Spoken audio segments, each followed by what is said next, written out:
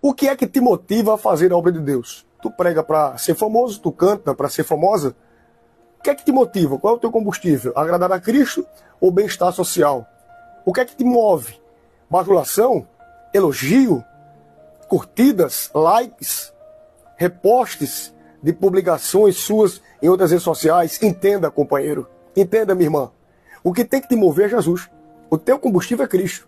Essa visão desse pseudo-evangelho que tem se pregando glória, exaltação, honra, tudo isso sabemos que existe, mas a prioridade do evangelho não é isso. A prioridade do evangelho é anunciar a Cristo e este o crucificado, trazendo à luz a palavra da redenção, a salvação. Me dirijo a você que tem tido uma visão errada do teu ministério, da tua chamada, da tua vocação. Corrija isso enquanto é tempo.